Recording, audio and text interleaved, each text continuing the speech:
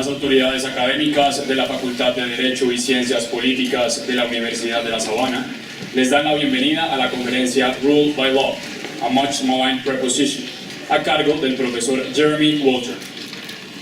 Este evento es organizado por la Maestría en Derecho Constitucional y por la Maestría en Derecho Internacional. Seguirá el orden del día que se detallará a continuación.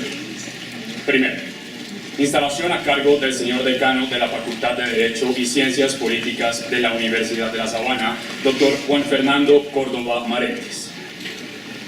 Segundo, presentación Rule by Law, a Much Maligned Preposition, a cargo del profesor Jeremy Waldron. Tercero, espacio para preguntas al profesor Jeremy Waldron. Cuarto, fin del acto y refrigerio. Primero, instalación a cargo del señor decano de la Facultad de Derecho y Ciencias Políticas de la Universidad de la Sabana, Dr. Juan Fernando Córdoba Maretes. Para la Facultad de Derecho y Ciencias Políticas de la Universidad de la Sabana, es un placer contar con esta nutrida presencia el día de hoy, cuando desarrollamos uno de los varios eventos académicos que hemos planeado para celebrar los 35 años de existencia de nuestra facultad. Agradecemos mucho su asistencia. Asimismo, expresamos nuestra gratitud al profesor Jeremy Waldron por acompañarnos. En uno de los libros más conocidos en la Academia Nacional, que rastrea la influencia de la filosofía del derecho global en la formación de la cultura jurídica colombiana, su autor, el profesor Diego López, titulaba varios de sus capítulos con los nombres de prominentes filósofos cuyas ideas moldearon y fueron moldeadas por autores colombianos. Así, por ejemplo, el análisis del influjo y mutación de las ideas de Hans Kelsen en Colombia se encuentra en el capítulo denominado Kelsen en Bogotá. Lo propio ocurre con el impacto y transformación de Hart y Dworkin en Colombia, quienes también nos han visitado y nos visitan a través de sus escritos. Hoy tengo el privilegio de decir, siguiendo al colega Diego, que tenemos la fortuna de tener a Waldron en Bogotá, o tal vez en Chía, en el campus universitario del Puente del Común. Y esta frase cobra especial relevancia porque no solo las ideas del profesor Waldron han dejado ya una huella profunda en la academia y en la judicatura nacionales, sino porque tenemos la suerte de contar con la presencia física de uno de los filósofos del derecho y de la política más prominentes de la actualidad en el mundo. Aunque ustedes muy seguramente conocen la amplia trayectoria de nuestro invitado, quisiera resaltar algunos de sus aspectos más relevantes. Jeremy Waldron adelantó sus estudios en Derecho en la Universidad de Otago, en su natal Nueva Zelanda, y posteriormente obtuvo un doctorado en la Universidad de Oxford, bajo la supervisión de Ronald Dworkin, después de que H.L.A. Hart le sugiriese al profesor norteamericano como su director de tesis. Cuando Waldron fue contratado por la Universidad de Nueva York en 2006, su entonces colega Dworkin, también profesor de NYU, bromearía señalando que, a pesar de que Waldron había rechazado sucederlo en dos de las más prestigiosas sillas profesorales en filosofía del derecho en el mundo, en Oxford y en UCL, ahora tenía la suerte de tenerlo como compañero en los Estados Unidos. Y unos años antes de la muerte de su maestro en 2013, le fue encargada la codirección del famoso coloquio en filosofía jurídica, política y social de NYU, regentado durante muchos años por Dworkin y Nagel. Como lo destaca Liam Murphy, su colega en el Departamento de Filosofía del Derecho en NYU, aunque es uno de los discípulos más destacados del profesor estadounidense, Waldron brilla con luz propia y en muchos temas tiene una visión diferente, como sucede con su postura sobre el control judicial de constitucionalidad que presentó ayer en la Corte Constitucional. Esta perspectiva propia se funda, además, en su interés por trabajar en la zona de intersección entre la filosofía del derecho, la filosofía política y el derecho constitucional. Como resultado, son ya famosos sus libros, artículos y presentaciones sobre propiedad privada, dignidad humana, Estado de Derecho y control de constitucionalidad, entre otros. Esta trayectoria investigativa se complementa con su amplísima trayectoria como docente en universidades del Reino Unido y de los Estados Unidos, así como conferencista en múltiples centros universitarios alrededor del mundo. Uno de los aspectos finales que quisiera resaltar sobre su trayectoria es que Waldron es un académico que pretende rescatar ciertos conceptos clásicos, como dignidad o Estado de Derecho, de corrientes escépticas que desdeñan de su valía y procuran ponerlos a trabajar en contextos prácticos. Por eso, no es extraño verlo debatiendo sobre temas de actualidad en diversos medios como The New York Times, The New Yorker, The Guardian o en la sociedad de debate de la Oxford Union. Creo que esta impresionante trayectoria se compagina con la coyuntura de transición política y jurídica que actualmente vive el país por cuenta de la implementación de los acuerdos de paz firmados entre el gobierno de Colombia y las FARC. Y como es obvio, la Academia Jurídica y Política no puede ser ajena a este momento de la historia nacional, y tampoco puede serlo la Universidad de La Sabana, menos aún cuando celebramos los 35 años de fundación de la universidad. En efecto, desde el punto de vista sustantivo, varias de las preocupaciones investigativas más relevantes que se inscriben dentro del proyecto educativo del programa de Derecho de la Facultad y que han sido profundamente estudiadas por el profesor Waldron tiene que ver con el logro del bien común, así como con la protección de la persona humana y su dignidad. Adicionalmente, desde el punto de vista metodológico, en la Sabana, una de las aproximaciones que se privilegia para la investigación y enseñanza del derecho tiene que ver con el nivel filosófico del conocimiento jurídico, el cual busca indagar por las causas últimas y definitivas del derecho y de las cosas y realidades que lo componen. A la luz de lo anterior, la disertación que en minutos realizará nuestro invitado sobre Estado de Derecho y su cercanía con otros fenómenos, como Rule by Law, encaja perfectamente con la necesidad de precisar ciertos conceptos cardinales para el derecho y la política, que, aunque ciertamente multifacéticos o abiertos, no pueden por ello ser descartados o olvidados en el momento histórico que experimenta Colombia hoy en día. En otras palabras, la transición hacia el fin del conflicto es un objetivo imperativo que el constituyente se trazó desde la redacción misma de la Constitución de 1991. Sin embargo, el sometimiento al imperio del derecho como garantía de los derechos fundamentales debe ser conjugada con la necesidad suprema de alcanzar la paz y la prosperidad sociales. Esto es aún más relevante considerando las olas populistas en nuestra región y en el mundo que desprecian el derecho. Nuevamente agradezco su asistencia.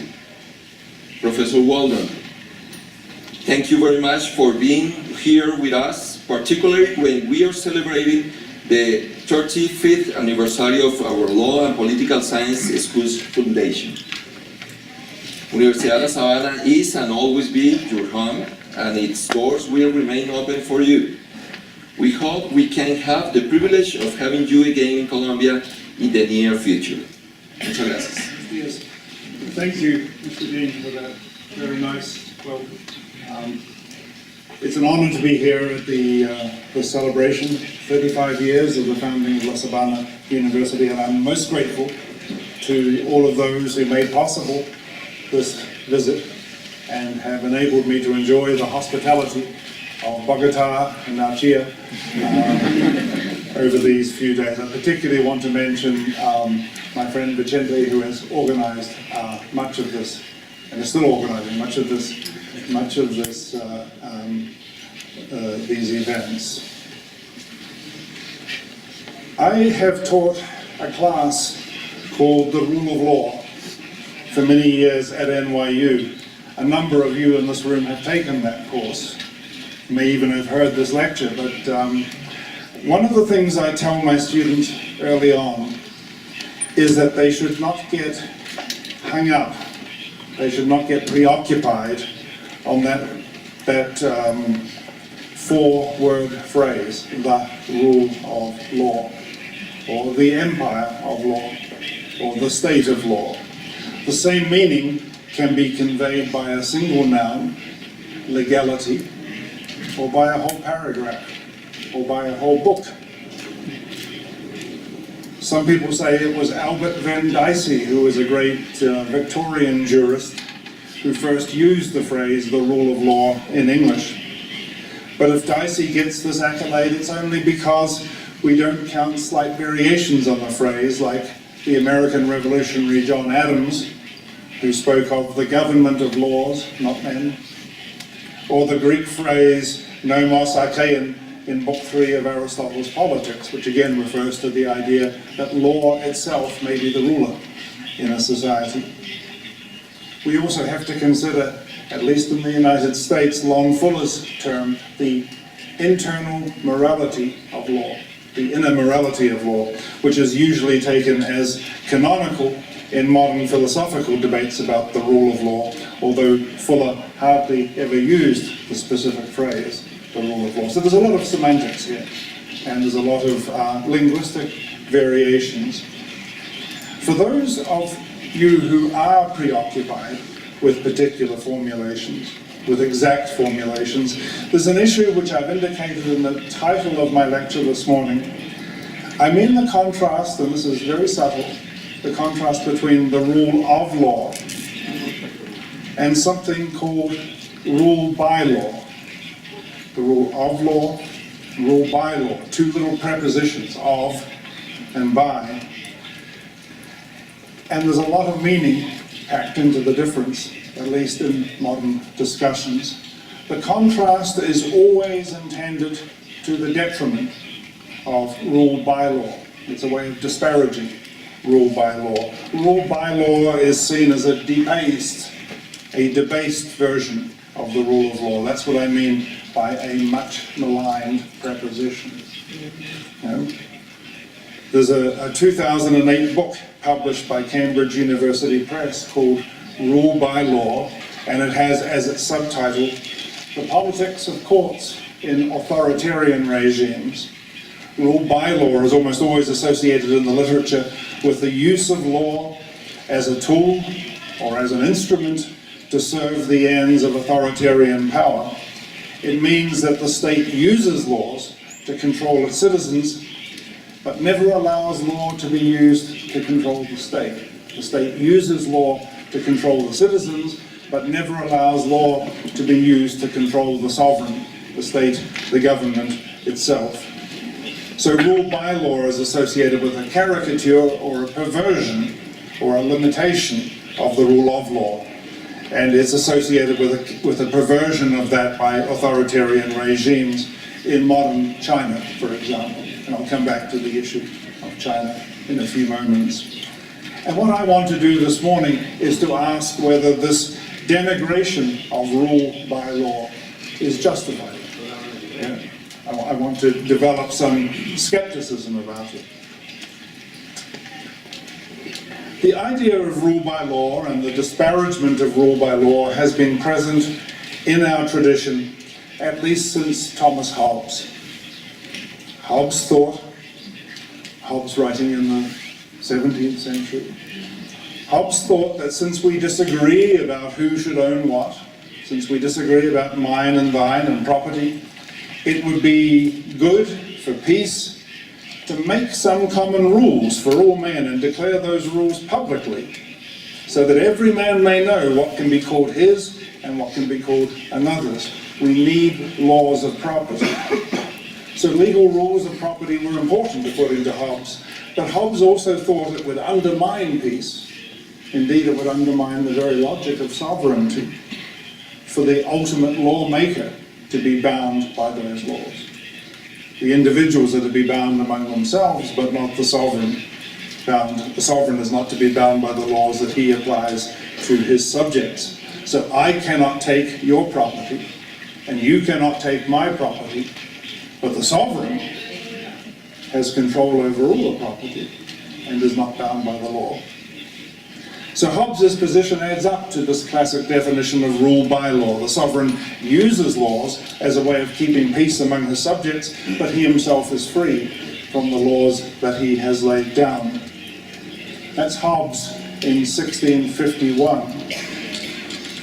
30 years later, John Locke is denouncing this in a wonderful anticipation of the imagery of George Orwell. Remember, George Orwell wrote a book called Animal Farm. Locke said that the absolute sovereign's concern for his subjects is like the concern of a farmer for the animals who labour and drudge for his pleasure and advantage. If the farmer wants profitably to exploit his animals, his horses, his sheep, his cattle, then he has to keep peace in the farmyard, keep those animals from hurting and destroying one another. But if it be asked what security there is in that condition against the oppression of the absolute ruler, what security do the animals have against the farmer? The very question can scarcely be borne. Between subject and subject, they will grant there must be laws. There must be laws among the animals and judges for their mutual peace and security. But as for the ruler, as for the farmer, he is above all such circumstances. And Locke is denouncing this as rule by law. Law for the subject, no law for the sovereign. And for John Locke, that's just a recipe for disaster.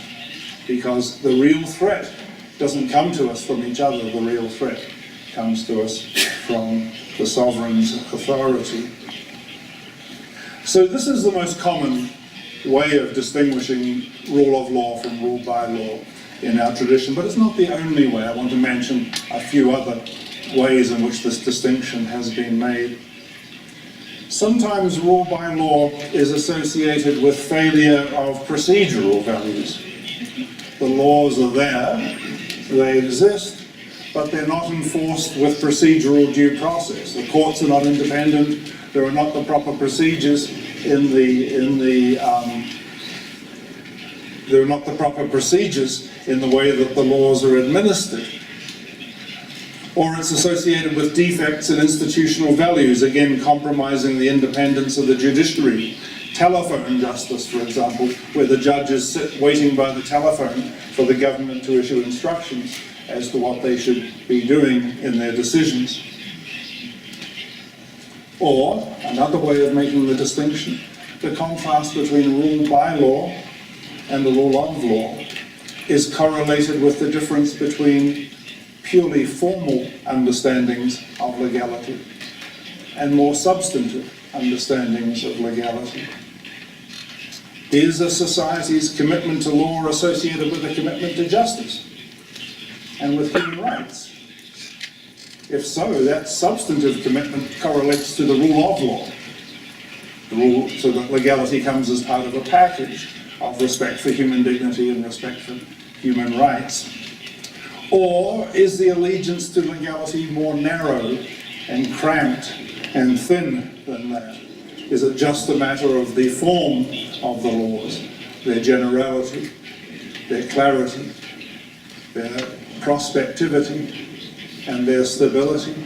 Is it just about their form, but does it say nothing about their content? If you just have a very narrow, cramped, formal definition of legality, then that's sometimes associated with rule by law rather than with the rule of law.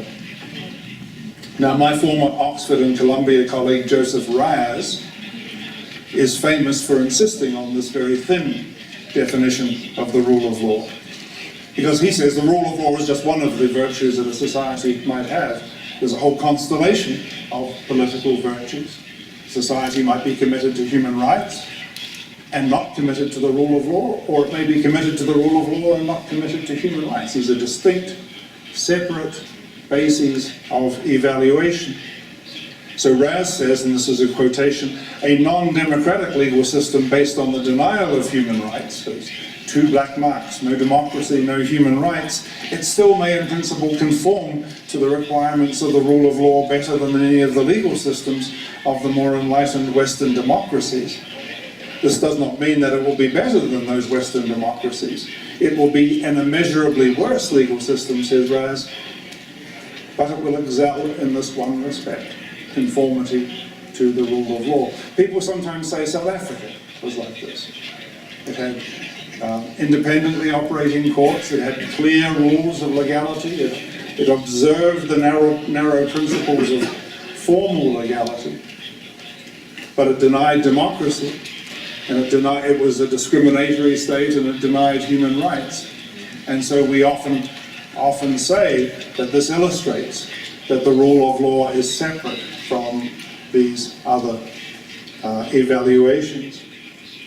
And people do sometimes use the contrast between rule by law and rule of law to mark this distinction between formal and substantive conceptions. Now, Raz, being an analytic philosopher, thought it was very important to have this distinction to make everything very clear so that we always knew what we were talking about. Lord Bingham, Tom Bingham, used to be Lord Chief Justice of England, wrote a wonderful little book called The Rule of Law, did not agree.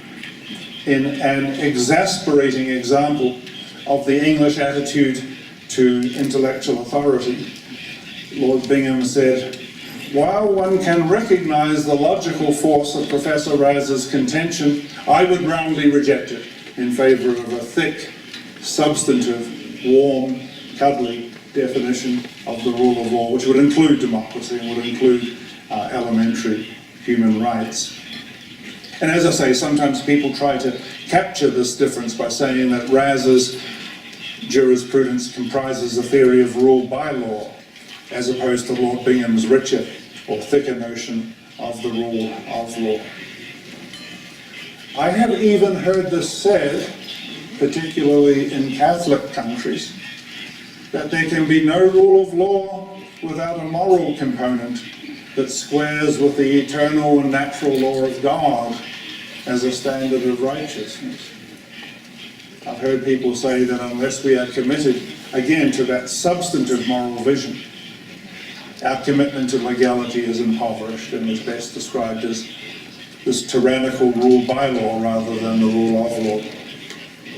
So these are variations on the theme, but mostly, in the main, jurists are content to define rule by law as a failure to use law to limit the state itself. We fail to use law to limit the state, even if we use it to limit the behavior of people among themselves. In a rule by law regime, law is merely a tool, an instrument to serve the interests of the state, and there are no meaningful legal limits on the rulers. As I said to you before, China, People's Republic of China, is often cited as Exhibit A in this parade of horrors. If you use Westlaw to look up American articles contrasting the rule of law with rule by law, you'll find about half of the 300 articles, you'll find about half of those are about China. I'll give you an example, not from the legal literature, but from the news media. As you may know, 2015 marked the 800th anniversary of Magna Carta, which is a great English document, signed in 1215. There's a story about an American tourist with his family who was in England, and he came to the field, the meadow of Runnymede, and there was a sign saying, Magna Carta signed here, 1215. And he said, honey, we've missed it, it's 1 o'clock. At any rate, 2015 marked the 800th anniversary of Magna Carta. And the Financial Times, in October of that year, reported a story about Beijing's insistence that a Magna Carta exhibition be shifted from Renmin University of China, shifted to the relative seclusion of the British ambassador's residence.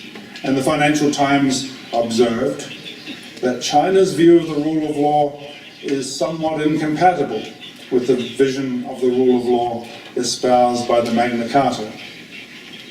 China is promoting its own version of legality while in the throes of a political consolidation under Mr. Xi that has led to tighter controls over civil society, the media, and academic scholars.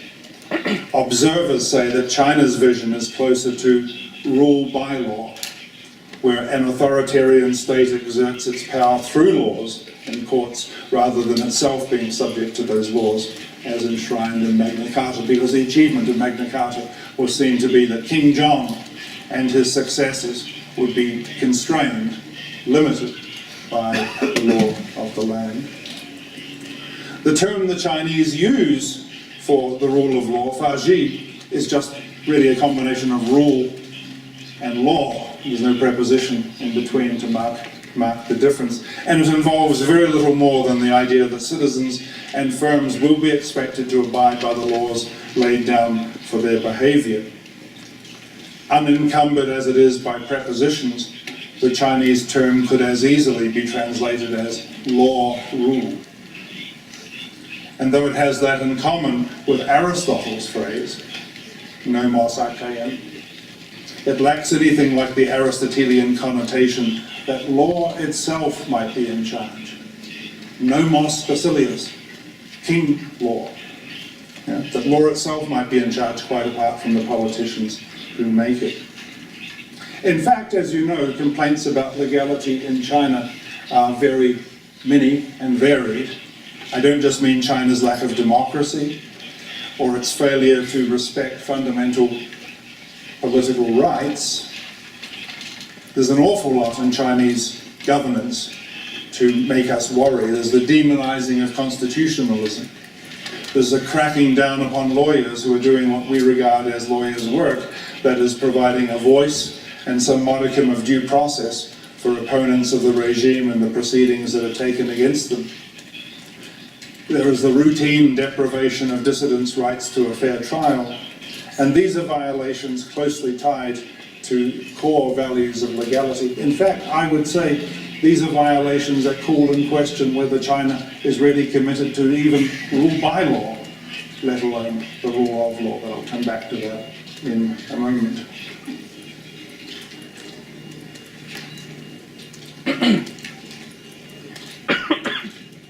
Here's another question. Is the difference between rule by law and the rule of law, is that a difference of kind or a difference of degree? China, we know, is a society in transition. And one of the things that people are watching for is whether rule by law can transform itself, can grow and blossom into, over time, into the rule of law. So that these might be 2 points on a spectrum of development. Some commentators have doubts about the prospect of such transition. They're not necessarily progressives. They see the trajectory as always heading in the other direction, along lines indicated by F.A. Hayek in his book, The Road to Serfdom, or by Dicey in some of the more miserable prefaces that he wrote to later editions of his book, Introduction to the Study of the Laws of the Constitution. For Dicey and for Hayek, we used to have the rule of law, but now we are degenerating, and we are becoming a society ruled by law, and eventually we'll become a society where there are no values of legality at all. We're just an over-managed administrative state. Other observers are less dogmatic. They say, look, the establishment of the rule of law is a long-term process. No legal system can transform itself from rule by law into a fully implemented rule of law overnight. All countries who are now known for the rule of law initially went through a period in which legal institutions were weak and the rule of law was imperfectly implemented. Yeah? So it's going to be a matter of degree on this account, and it may be very difficult to tell at any given moment whether we have in front of us a system of rule by law that is improving, or a system of the rule of law, which is not as good as it might be. Training the government, for example, may cover a variety of phenomena. Whether governments are limited by law, it may be true in some areas, may not be true in other areas. Yeah, the limits may be more or less robust, more or less easy for the government to overcome. So even if we are using this criterion of whether the government is limited by the laws it lays down, that itself may be a matter of degree. And on the most generous, substantive version of the rule of law, we are always dealing with matters of degree. We rank countries, we give them scores on how far they are committed to the rule of law. And even those countries which are highest on that list, and I'll come back to the list in a moment, even those countries which are highest on that list, like Denmark, have something like a 95% rating. So we can imagine an ultra Denmark which would have a 96% rating, or we could imagine countries which have a 85% rating and so on. So on both sides, rule by law, rule of law, we have differences of degree, and we need to bear that in mind. Now then, I want to introduce another complication. The contrast between rule by law and the rule of law is also pursued from another, even more ideological direction. I've mentioned these indexes of the rule of law that you can get on the internet. They're set up by various organizations like Freedom House and Political Risk Services. The best of them is the World Justice Project. I brought along the 2016 rule of law rankings here. They use various measures, various criteria such as judicial independence, lack of corruption, the enforcement of contracts and so on. As I said, in 2016 the highest ranking country was Denmark, followed by all the other countries in Scandinavia. My country, New Zealand, was ranked 8th. The United States was ranked 17th. Forgive me, Colombia was ranked 71st. But it's a very sophisticated methodology, and the World Justice Project is probably the best of the, and it produces these complicated graphs and graphics that explain how the rule of law is measured. Now, some of these indexes use as one of their criteria the cost of doing business in a country. This means mostly the cost of complying with governmental regulations, and for that appraisal, it measures the overall extent of regulation in an economy. For example, an organization called the Center for Financial Stability offers a reading of the rule of law which takes as one key factor the burden of governmental regulation, a measure obtained by asking businesses, how burdensome is it for you? How burdensome is it for business in your country to comply with governmental administrative requirements like permits and licenses and reporting and taxes and so on? Other indexes measure how easy it is to mount legal challenges to regulations. The easier they are to challenge, the more we have the rule of law. Or they ask whether the state imposes arbitrary pressures on private property of businesses. Now, if we take this seriously, it would seem to follow that a society's score on the rule of law index is actually diminished by the existence and enforcement of legislative and regulatory requirements. If there are requirements on industry for health and safety in the factories, if there are non-discrimination requirements on businesses, if there is careful environmental regulations imposed on industry, then the more of that we have, it would seem to imply on these indexes, the less there is of the rule of law. And this is a feature of neoliberal ideology. Regulation is inherently subject to suspicion. Regulation is treated as the enemy of freedom. And the rule of law requires that the legislative and regulatory burdens be kept to a minimum. And this is announced as an aspect of the rule of law. So even if the criminal code is enforced justly, even if corruption is low in the government, even if the laws generally are clear and well enforced, still on this ideological conception, the rule of law is diminished by the extent of legislation. other things equal, a marginal increase in regulation would count against a country's score for the rule of law. We are told the rule of law state is not the same as the rule of state law. So regulation is condemned on this approach, not just for the costs it imposes on business and investment, but also for what it represents jurisprudentially. Imposing and enforcing regulations represents the power of political majorities in legislatures. It represents the power of human lawmakers in administrative agencies. And these ideologists ask, and I guess it's a fair question, how can these all too human sources of constraint count as anything other than the rule of man? If we have this other contrast between John Adams' contrast between the rule of man and the rule of law, it looks as though administrative regulations represent the rule of man because it's a triumph of some majority in the Congress, or it's a triumph of some inspectors and lawmakers in agencies.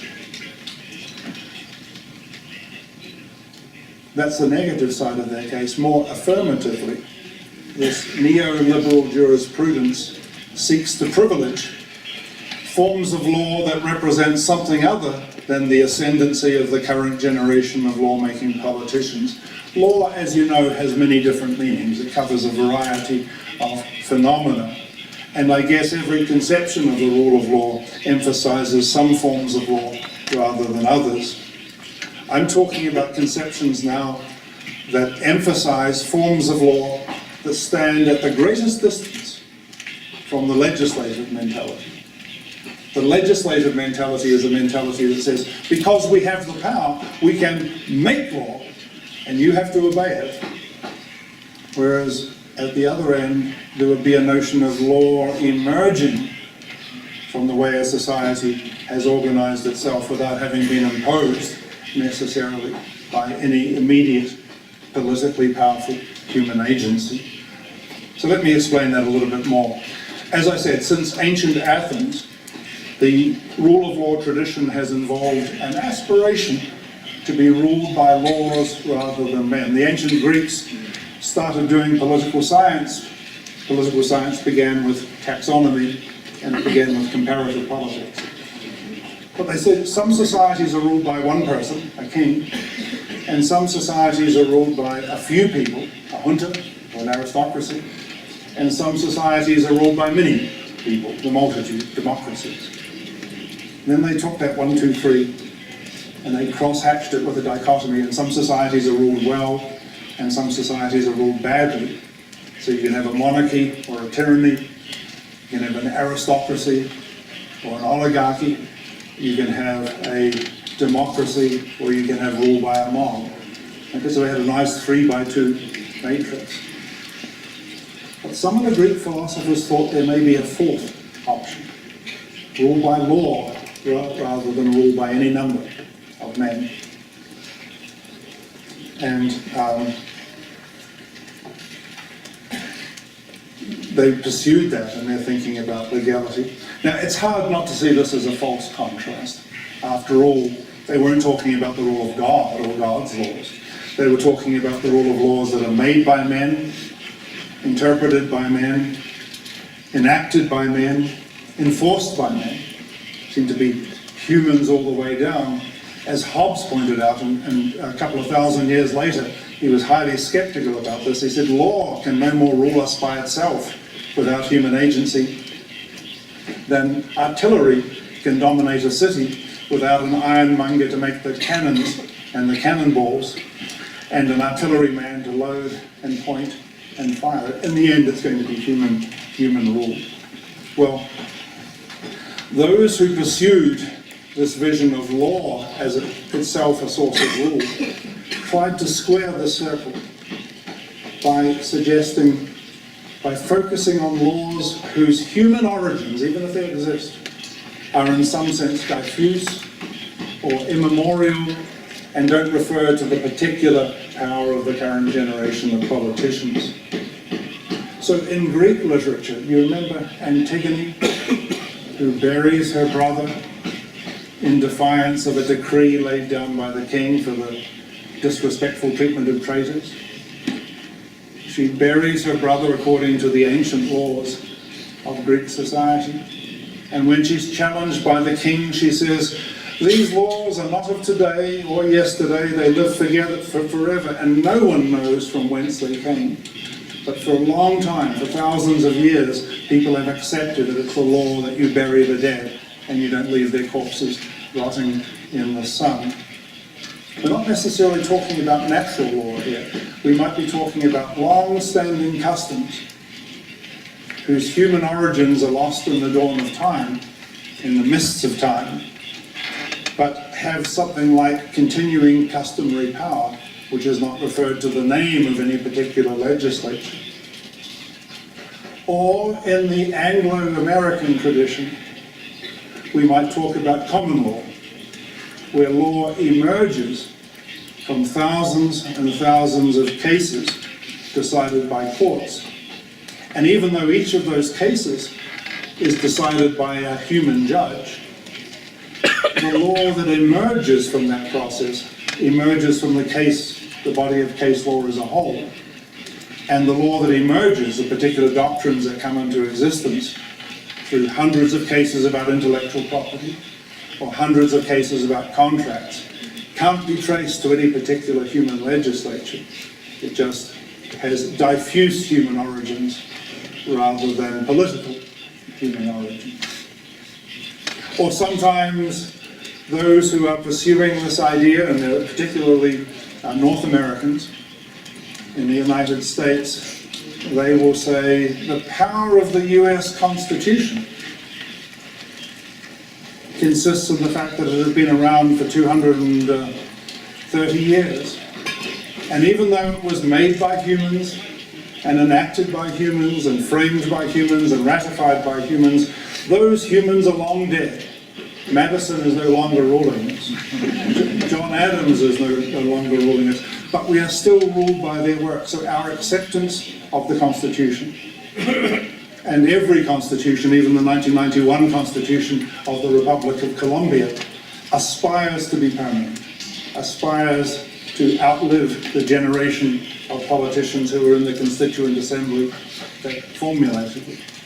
So in a mature republic with a constitutional tradition, we might be able to point to the authority of the Constitution itself as representing something like the rule of law, rather than the rule of the man that made it, because those men are now under the earth. These are all versions of what is sometimes referred to as autonomous law, law that is not dependent on immediate human authority. And so, and this is my point, I don't want to endorse any of this, but this is what this ideological current has in mind when it talks about the rule of law and when it contrasts the rule of law with the rule of legislation.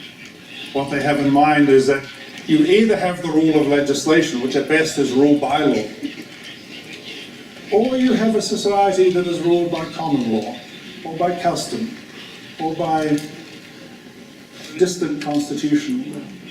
And that's really the rule of law. That really represents law itself being in charge. So this is, a major alternative way. It hooks up with the authoritarian contrast, but it's a different contrast. It refers to the different types of law that may be given prominence in a particular society.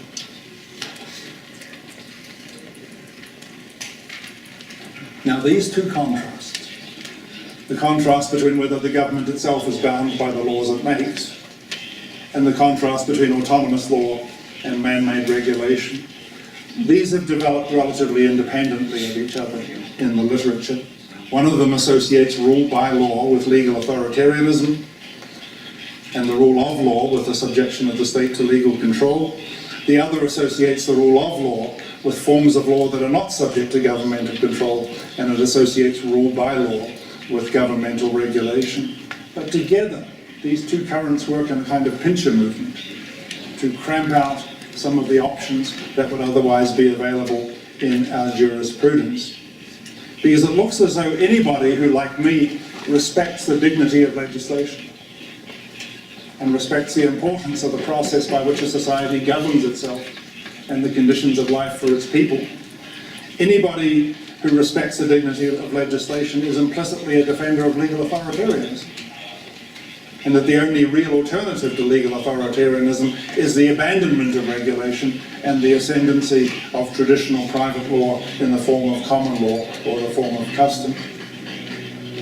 Those who want anything substantial in the way of regulation, to regulate the health and safety of a people or the environment in which they live or the distribution of their wealth, are assimilated.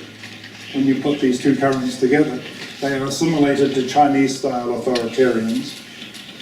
And those who want a government subject to law are deemed to be opposed to a greater role for regulation in our society and praised for it. So what gets crowded out is the middle ground where you actually believe in the mission of the legislature and government regulation. But you also believe that that should constrain the state, and you believe that should be organized in a way that respects the principles of legality. And I think it's very important to try to explore this intermediate space. And that's the last part of the lecture that I want to refer you to.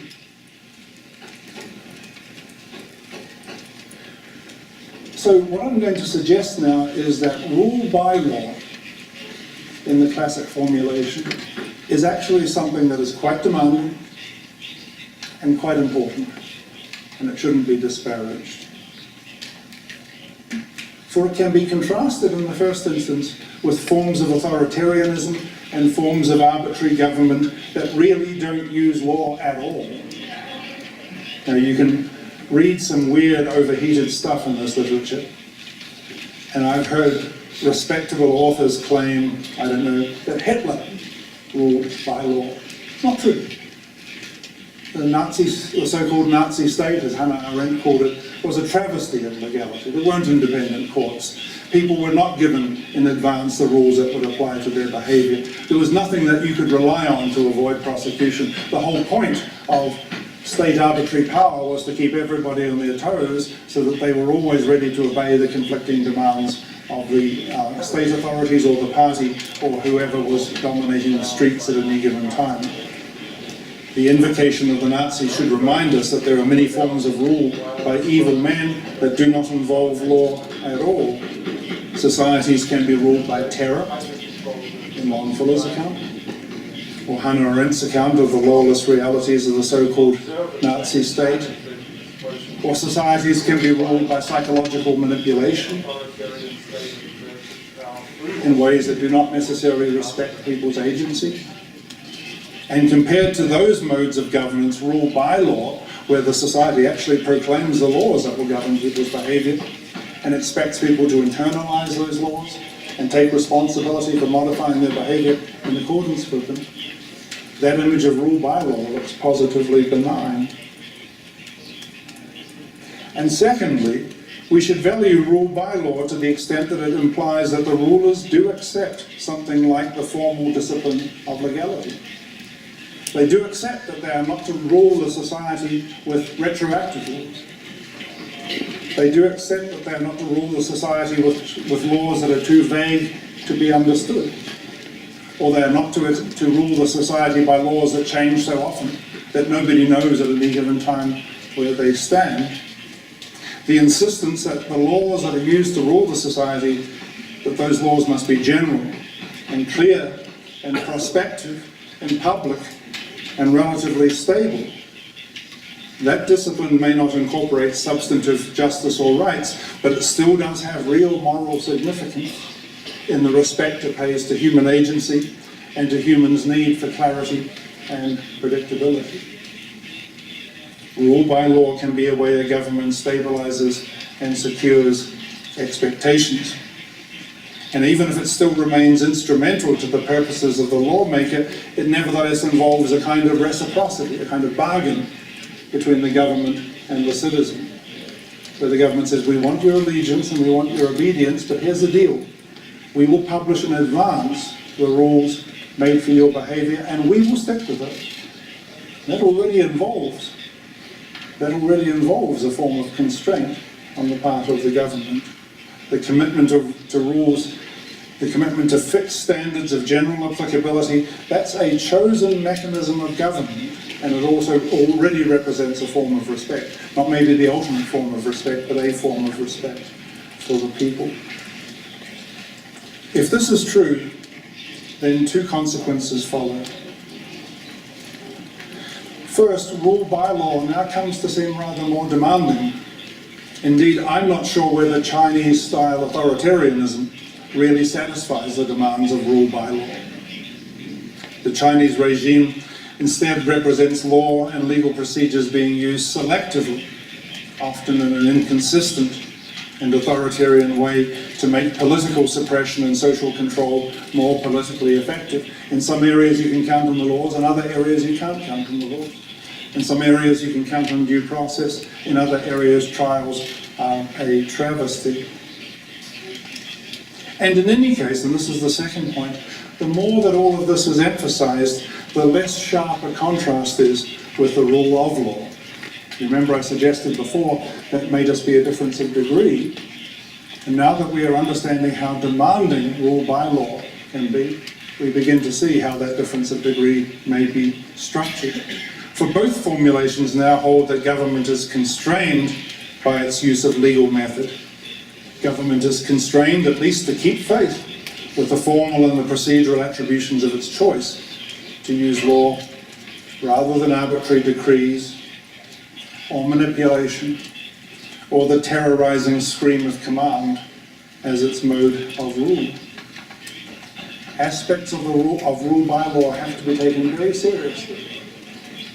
And I don't think a regime can be said to be using law as an instrument of administration if that law is not administered in a law-like way with law-like processes, with an independent judiciary and fair due process. If due process is part of what we mean when we talk about rule by law, and I believe it is, rule by legal institutions operating properly, then the space in between rule by law and rule of law has now begun to narrow quite considerably. Moreover, the idea of rule by law can have stronger or weaker formulations. I don't want to spend too much time on this point, but in some societies now they're having big fights. New Zealand is one of them. Big fights about what it means to say that the government must rule by law. On one view, the government must do everything it does pursuant to legal authorization. On another view, the government may not do anything that is expressly prohibited by the laws that exist. Or you could put this around the other way as a dichotomy of requirements on the rule of law, on legal constraint. On one account you might say, well, if there are any constraints, government may not torture, government may not lock people up without trial. If there are such constraints, the government must obey them. But if there are no constraints, the government may do anything it likes. That would be a weak version of the rule of law. And a strong version of the rule of law would be the government must act in accordance with law in everything, and the government has no entitlement to act at all except with legal authorization. It's a contrast with the logic we apply to individuals. In a free society, we say individuals are free to do anything which is not prohibited. Right? Individuals are free to do anything which is not prohibited. If it's not prohibited, you don't need a special permit. Right? The question is whether we say the same about government, whether government's interest in liberty is respected in the same way. And some people believe that government has a residual source of authority to do anything that is not specifically prohibited by the Constitution. Others insist, no, the government has no background right of liberty. The government may not act at all, except with the authorization of the law. Now we can pursue this contrast under the heading of rule by law, or we can pursue this contrast under the heading of the rule of law. And it's a very important contrast relating to the very basis of the operation of the state. I mean, just I'll just give you an example just to illustrate it, make it a little bit more concrete. It's an example from New Zealand. If I want to drive my car down the street and take photographs of some house that I pass, I can do that. There's no law prohibiting that. And so some detectives belonging to the police park their car outside the house and take photographs. And when they are challenged as to their legal authority to do that, they say, there's no law against that, we can do anything that citizens can do. And some people say that's fair enough, and other people say no. If you are detectives acting in the name of the state, you have to have specific authorization. It's not enough that there be no specific prohibition. So that's the kind of case that has been the place for arguing about this issue. My point is that that argument itself is very important, but it simply doesn't line up easily with rule by law or the rule of law. It can be articulated as an argument about the severity of the principles on either side of the society. I have pointed out elsewhere in my writings, and some of you know this ad nauseum, that the idea of legality or the rule of law is an essentially contested concept, which is not intended at all as a skeptical point.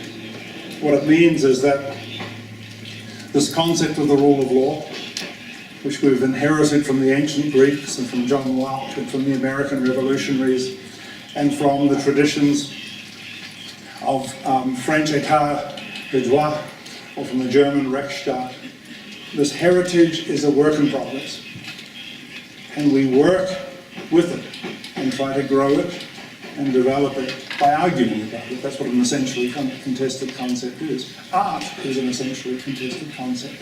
It grows by people arguing with each other about what art is. Democracy is an essentially contested concept. Our understanding of democracy is enriched rather than confused by arguments about what democracy really is. And I believe the same is true about the rule of law, which means that we shouldn't really expect tight, rigid, static definitions. We have a heritage that we are developing in this regard, and we make progress in that development by arguing about the heritage, about what it means and how it applies to the considerations of the way we are ruled. So although my aim has been to explore some of the space in between the authoritarian conception of rule by law and the liberal conception of the rule of law, and although it's been my intention to compare the two sides of the Pincher movement that I referred to, the anti-regulation approach and the anti-authoritarian approach, mostly what I want to say is that the idea of legal constraint of government, which is what we value, and the idea of law as a framework for our interactions, which is what we value, and the interrelation between those ideas has many layers to it, and many controversies still operating in the space between them. And we have to understand that those controversies and the interrelationship of those layers of understanding is much more complex and much more interesting than what can be conveyed by a simple preposition, rule of law and rule by law. One of the reasons why the controversy is so interesting is that pieces of legislation that we're familiar with often empower the state and limit the state. They do both. And many of our laws do that. Constitutional laws don't just limit the state. Constitutional laws frame and facilitate the power of the state. We expect them to do both. The layering of understanding, facilitating state authority and limiting state authority are connected intricately, which doesn't mean there are no tensions between them, but we cannot artificially separate them from one another. The fact is that we need the modern regulatory state, and we need the modern regulatory state to be placed under legal constraints. We need both things. And the theorists I have criticized today are, I think, wrong in believing that that is an impossible combination. So the whole thing is a little bit of a mess, which is what we should expect. This is difficult, complex, developing territory. Law can mean different things, governance can mean different things, and our concerns and worries about governance. That government is doing too much, that government is doing too little. These concerns have to be mapped onto these layers of understanding in multiple and interesting ways. So if it were up to me, and now I'm going to stop, it would be better if we dropped this contrast between rule by law and rule of law. It would be better if we were to explore, I think, the complexities and interrelationships between various modes in which law may be implicated in the way that we are governed. Most of the time, law limits authority and sustains authority. Most of the time, law provides an admirable framework whereby a people can take control of their lives together. And that involves crediting legislation. At the same time, the legislation that is credited in that arrangement is legislation as a form of rule that is sensitive to legal constraints, to the very idea of legality, and to the patrolling of the outer limits of that authority by courts and by the legal profession. So rule of law, very important. Probably the contrast between rule by law and rule of law is not so important, or it may be covered for multiple contrasts that we would be better off talking about in detail. That's it. Thank you very much indeed.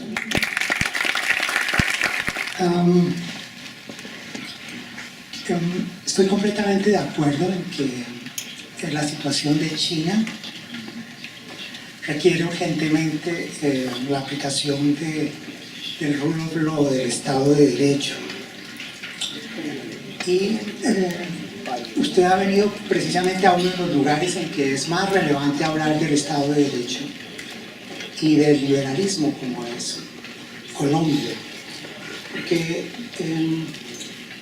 quizás todo el siglo XX vivimos bajo gobiernos que fueron elegidos democráticamente, pero en los que el poder estaba radicado básicamente en los militares, y tuvimos una situación de derechos humanos terrible, y uno de los gobiernos recientes inclusive permitió que los paramilitares, no los militares, sino los paramilitares,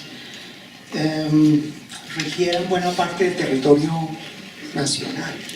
Y como usted dice, citando ese índice del rule of law, nosotros somos 71. O sea, hay muchas cosas que hacer.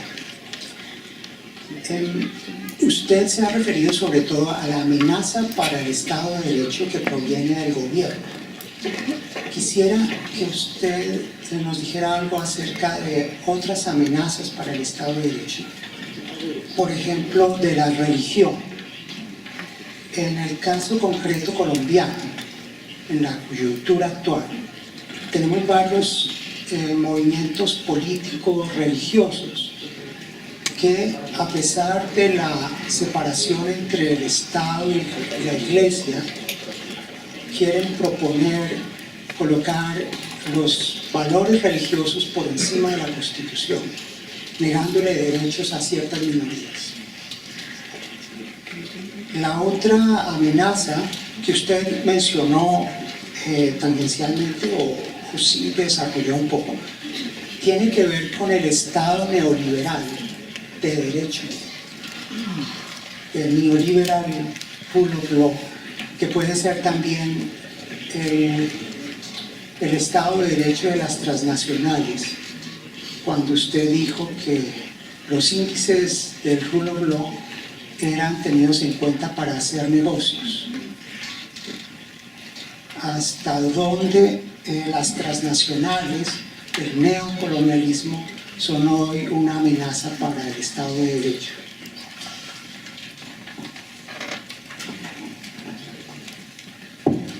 Okay, thank you very much. I think this is a very important question. When we talk about human rights, this is, for the moment, an analogy. When we talk about human rights, we often ask whether governments are the only people constrained by human rights, or whether human rights also constrain companies and constrain ordinary citizens' actions to each other. It's an interesting question about human rights. But I think you are absolutely correct to say that same question about non-governmental threats to the rule of law is extremely, extremely important. So the case of the threat posed by paramilitary groups to the rule of law is evident and clear in the history of this country and other countries. And the rule of law seems to require the concentration of military power in the hands of a responsible state, rather than its dispersion in the hands of paramilitary groups. That illustrates the point that sometimes the rule of law requires the empowering of the state against some of its citizens. I accept that. I think the example that you've put forward about religion is extremely interesting, although we would have to talk more about two possibilities. One is the possibility that religious groups claim privileges over the Constitution. The other is the possibility that religious groups participate in debates about the Constitution and debates about how its provisions should be understood. The first is a problem, the second much less so. But the last example you mentioned, it's dear to my heart, and I think my instincts are the same as yours, that in many contexts of developing societies, and also in some contexts of reasonably developed societies, foreign investors, multinational companies, sometimes insist that the government of the country refrain from regulating too much. They do that partly for the reasons that I mentioned, but they do that also pursuant to bilateral investment treaties and to overall investment frameworks. And they claim, as part of the neoliberal vision that I mentioned, that this actually supports the rule of law. That a society where a copper mining company can evade the force of environmental laws actually supports the rule of law. I believe it doesn't, for the reasons that I set out, and I believe you are absolutely right to see this kind of activity by transnational companies, by foreign investors, as a way of strangling or stifling important aspects of the rule of law in societies. So what does this imply? It means not only do we all have to have strong allegiance to the rule of law, but we must lose this obsession, which is conveyed in some of the literature that I mentioned, that the only threat to the rule of law comes from the state. Often a powerful state is needed to uphold the rule of law, and often a powerful state is needed to uphold the aspirations of the people to self-government against the interference of transnational and foreign investors. Actualmente en Colombia uno puede ver un desafío que es una generación, la del 91, que estableció unas reglas para otra generación, la actual, que a su vez quiere establecer unas reglas para una generación siguiente. Básicamente la generación del 91 puso unas reglas que actualmente están cambiando porque la generación actual no quiere que en próximos años se cambien las reglas, particularmente el proceso de paz. Esta es más o menos la descripción. Mi pregunta es, el profesor Waldron diferenció entre algo así como un rule of law generacional y un rule of law intergeneracional. Yo diría que la diferencia entre el rule of law y rule by law aparece en la generacional, es decir, una sola generación con su autoridad. Pero intergeneracionalmente parece que la distinción no se puede hacer. ¿Por qué razón? Siempre el rule of law intergeneracional va a ser rule by law. ¿Por qué? Porque cada generación va a querer cambiar los últimos criterios de validez. Y cambiar los últimos criterios de validez es cambiar el rule of law por un rule by law. Esa sería mi pregunta.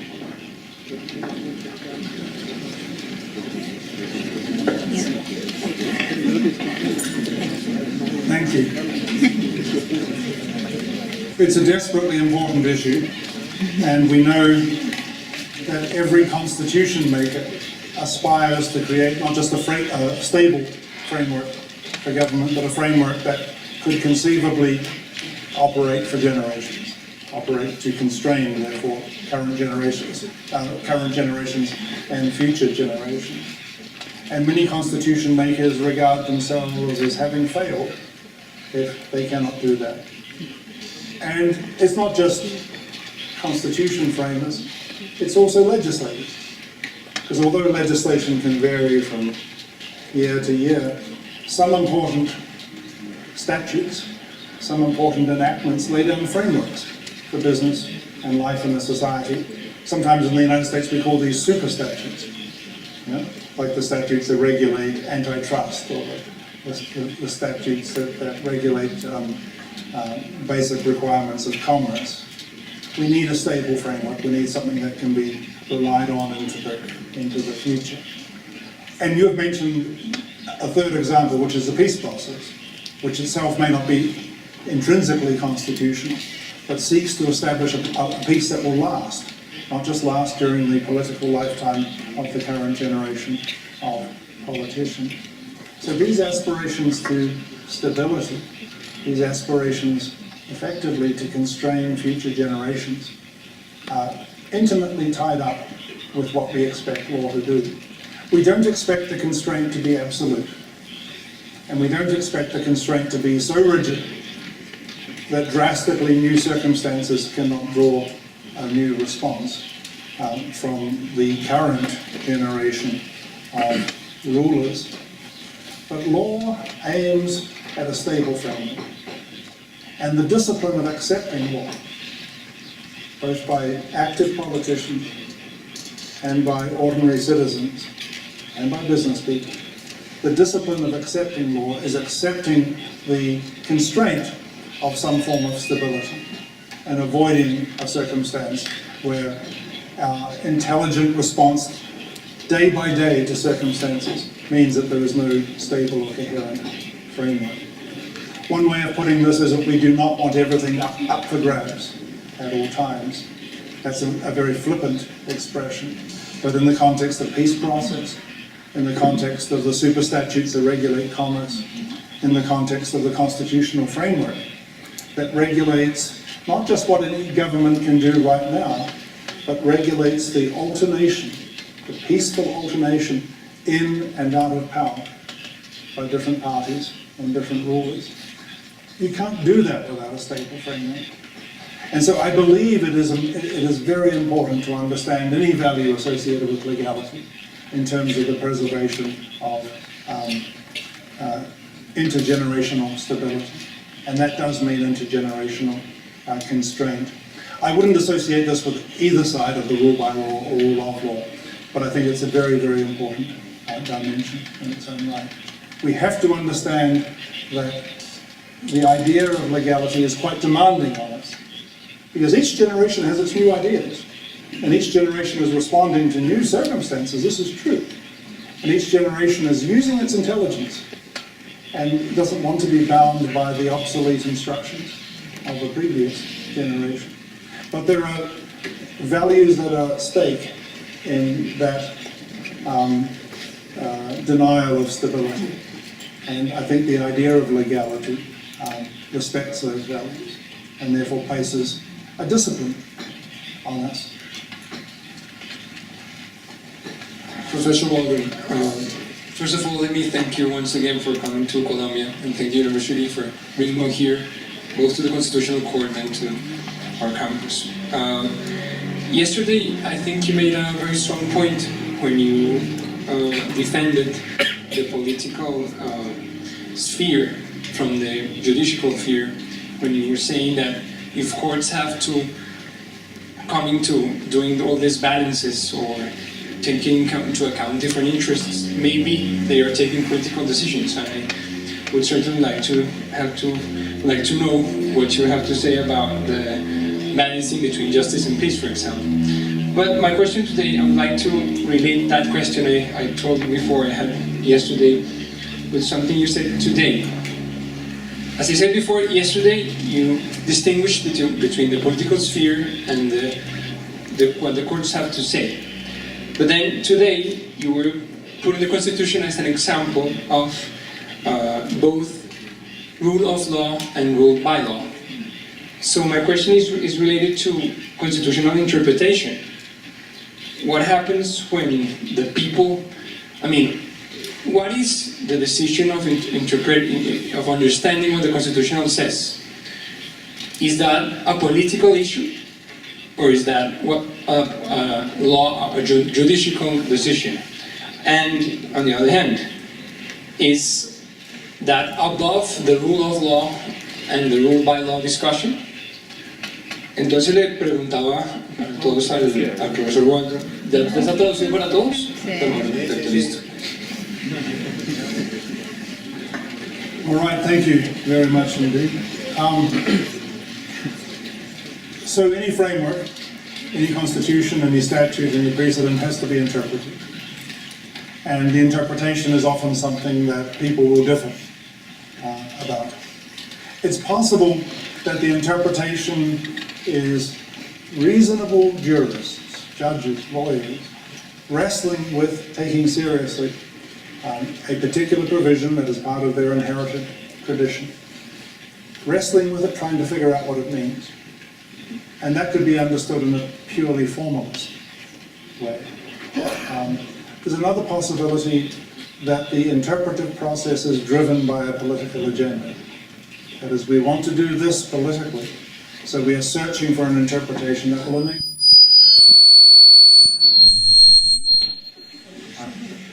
Okay?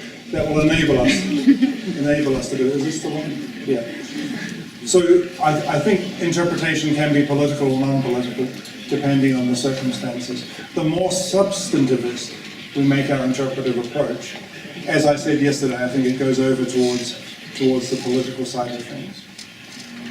Now, I'm a great respecter of politics and legislative politics, as you know, and I've tried to say today why I think the impulse to regulate, which means bringing in new law from time to time, must be respected. It has a dignity of its own. It ought to have a certain rhythm of its own. I was suggesting in response to the earlier question about intergenerational constraint that with some forms of regulation of our common life together, it's important that the rhythm of innovation and permanence have a rather long wave to it. In other areas, it may be important that the current generation have the opportunity to intervene on a medium or shorter term time scale. So I do think it's very important for people to understand that this aspiration towards permanence that I spoke about is not absolute. There are going to be changes in human affairs, and some of those changes need to be responded to. And they should not be denigrated as purely political. I do believe that by and large it's a responsibility of elected politicians to make these changes, not judges. But that's a separate story, which, as you said, we pursued yesterday. Quisiera saber su opinión al respecto de si usted cree que, digamos, que el rule of law es por sí misma una forma de moralidad, es decir, si al respecto del rule of law se puede decir que, digamos, que es una fuerza política necesariamente, o si el rule of law también representa valores por sí mismo, o si solamente es el recipiente dentro del cual caben muchas otras formas de moralidad de una comunidad política que pues ubica valores morales dentro de la ley. Thank you, I understand. I think it's important to appreciate that the requirements of the rule of law are not just technical requirements, and they don't just define a morally neutral framework. So I believe very strongly that the rule of law represents certain important moral values. Even the thin, formalistic versions of the rule of law represent certain important moral values. I mentioned these very briefly in the talk, but let me say something more about them now. we say that human beings need to know where they stand. They need to be able to make plans, they need to have a stable framework within which they can organize over a long term their interactions with others. Why is that important? It's important because of the moral investment that we have in autonomy and respect for freedom. Theorists like Hayek and Fuller have made this point. Why is it important that laws be clear, or that laws be public, or that laws be prospective? It's partly because of the need for predictability, but it's partly because we are respecting the agency and the dignity of those who are subject to law. When I'm faced with a law, I'm faced with something given to me in advance, which I or my legal advisors can understand and internalize and use as a reference point for monitoring my behavior and moderating my behavior. And that's an enormous investment by the state in the agency and the dignity of the agency of the individual. And that investment is rejected by some states and upheld by others, but I think it's a very important moral value.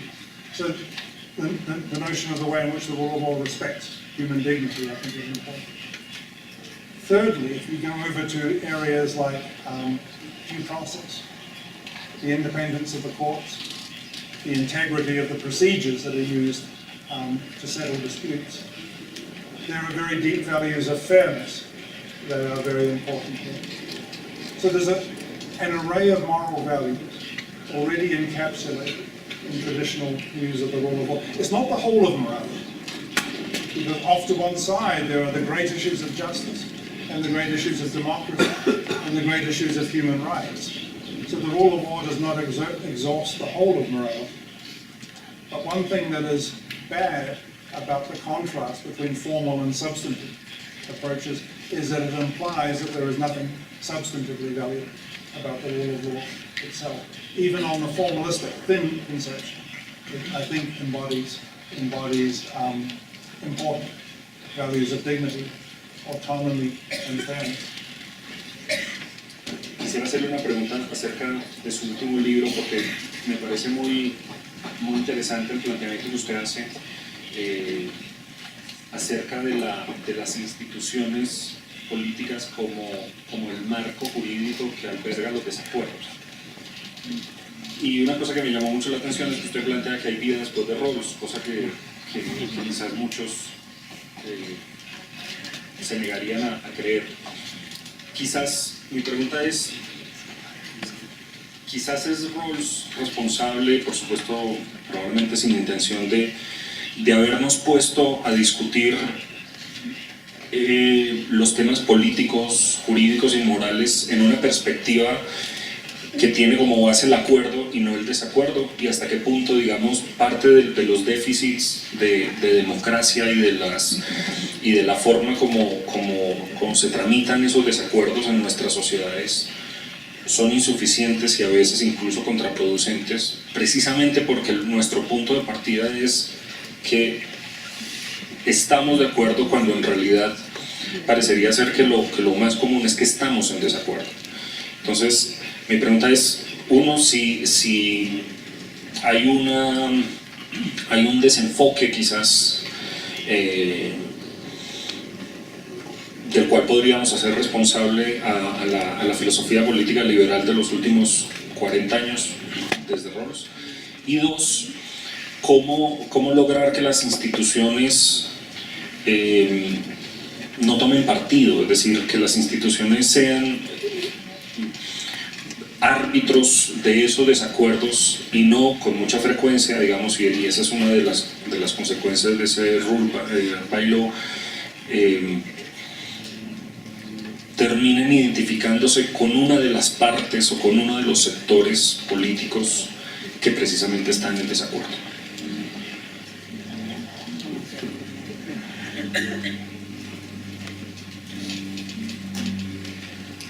Thank you very much indeed. This will involve some technical matters of political philosophy, and so you and I will be talking in code about John Rawls. in ways that may not necessarily be lucid for the rest of the room. But it did seem to me that there is a misfocus in Rawlsian political philosophy, and it does concern disagreement. And it operates in two ways. One is Rawls is interested in answering the question, how can we have a framework for our lives together in society? What would be a just framework? And what should we be aiming at for such a just framework? Those are very important questions. They depend on the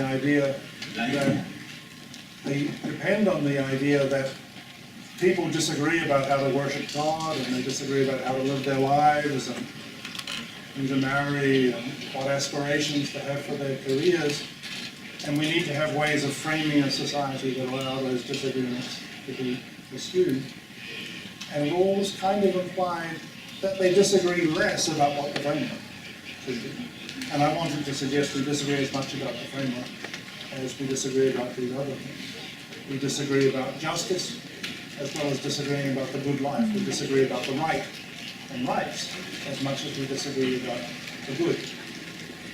And the second aspect of Rawls' suggestion was not just the view that we could transcend disagreement in addressing the problems of justice, but that whatever disagreement remained would be relatively shallow and would not involve us bringing religious perspectives or deep political perspectives into the public sphere. And I reject that also.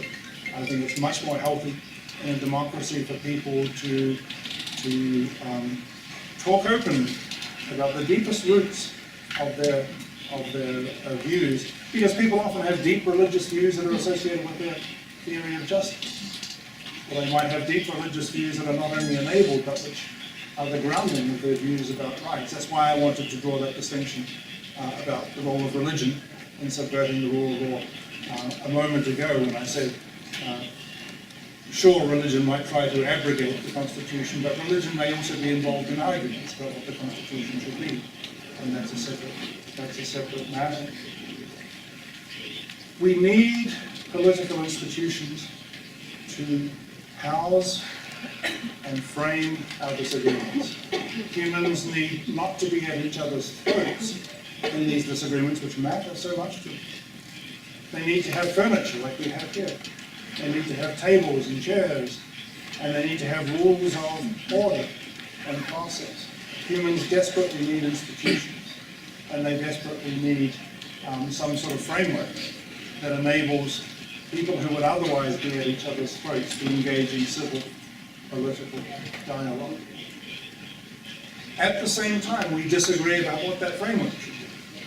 We disagree about democracy, we disagree about forms of constitutionalism. We cannot insulate the framework from this general phenomenon of reasonable people taking alternative views. So what is to be done? I think what is to be done is that even when people disagree about what the framework should be, we can make an argument I made 10 minutes ago in discussion, that we need some sort of stable framework which will, in some sense, be resilient in the face of disagreement. Not because it's beyond challenge, not because we should be suppressing challenges to the framework, but that all those who are involved in the challenge understand that what they are involved in is arguing about what a stable framework should be. Maybe there are some anarchists who want an unstable framework for our discussions, and that has to be credited as well. So I believe we have to wrestle with this paradox. We need a framework to provide furniture and housing for our disagreement. But we also disagree from time to time about what the furniture and housing should be. We bring in the 1991 Constitution to replace the, help me out, 1983? 1986. Right. So we bring in the 1991 Constitution to replace the 1986, even though there's some continuity between the two. So in the course of that, we have to develop an argument about the importance of stability, an argument about the importance of allowing new generations the opportunity to make things new, allowing new generations the security of working within an established framework. that too has to be argued about, because that too is a location of disagreement. So, as in all these things, we argue incessantly about how to frame our arguments. We disagree incessantly about how to house and order our disagreements. And I believe that partly from some unintentional clumsiness, our rules did not exactly see this and wanted, as far as possible, to suggest that disagreement diminishes as you move from the good life to justice to the political structure. I think disagreement exists all the way down and all the way up. But I, for one, as my contribution to those disagreements, would make the case about stability. Buenos días, profesor. Quisiera hacer una pregunta o conocer su opinión acerca de el principio de separación de poderes y el rule of law. ¿Qué pasa cuando al interior del Estado uno de los órganos del poder público comienza a afectar esa limitación que tiene, basada en las atribuciones que tiene por el constituyente, como sucedió últimamente en Colombia? Quiero plantearle el caso de la Corte Constitucional, que ha comenzado a asumir competencias que han afectado el ejercicio de las competencias de otras ramas del poder público, como el Congreso, cuando incluso quiere modificar la Constitución. Quisiera conocer su opinión entre la relación entre separación de poderes y rule of law.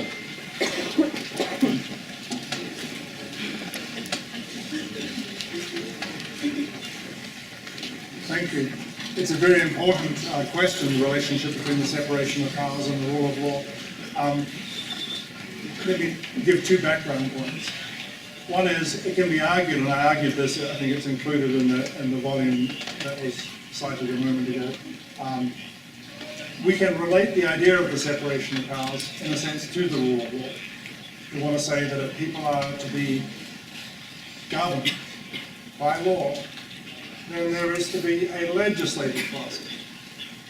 And that happens in advance of any enforcement, and it has its own integrity and its own time. And then we have a pause, and then we have an executive process as the government begins to evolve methods of administration of the new statute. And then we have a judicial process to deal with any disagreements, and the division of the powers into different stages of this process is an important thing. It's important that power be exercised in this step-by-step way, not all crammed into some kind of impulse to, do something about the banks, something like that. We try to work through the phases of government. That's the first point. A second point about the separation of powers is that sometimes it seems opposed to the rule of law. Because sometimes we can say, if we give the courts any role at all over the agencies of government, then there is a problem with the separation of powers. Because if the courts try to restrict the activity of the executive, then that represents a violation of the separation of powers. And in most constitutionalist theories, there is a development of an uneasy tension between separation of powers and checks and balances.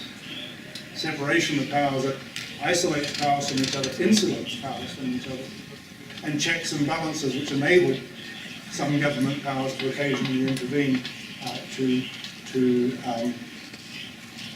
to stop abuses or to enforce constraints. Now, the case you're talking about is a case where it looks as though one of the organizations, one of the institutions, is arrogating a much stronger check over one of the other institutions, not allowing the other institution to perform its function.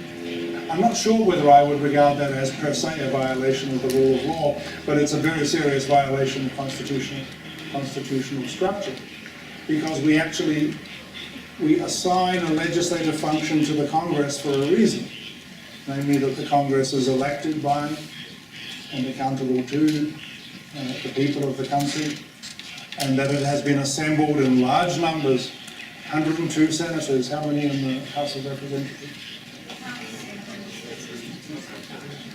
160, 260, yeah. So we set up legislatures as large organizations. Why? We want to just have 9 people in the legislature.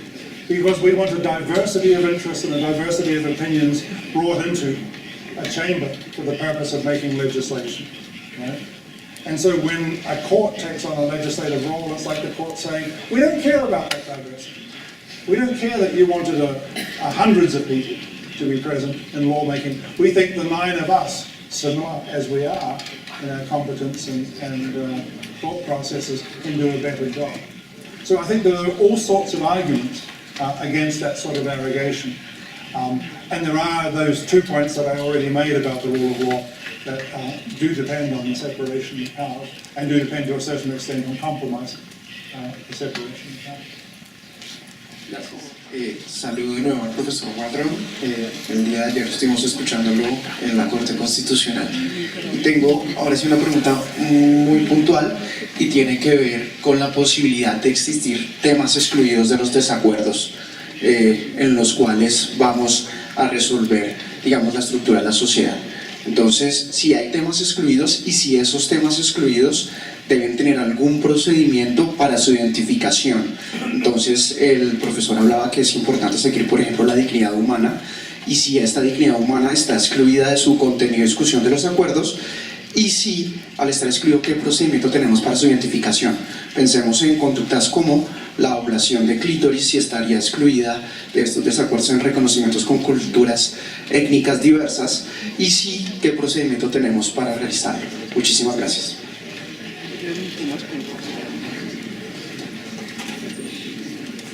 You have to forgive me if I don't quite get the question.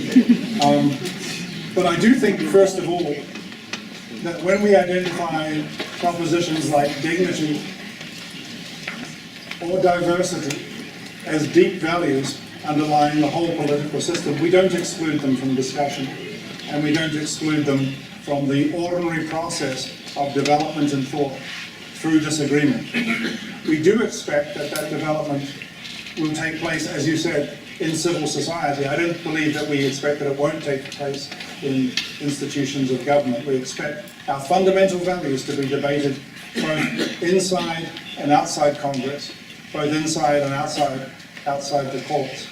There are some issues that we do want to exclude from politics, like issues about the nature of worship in religious traditions.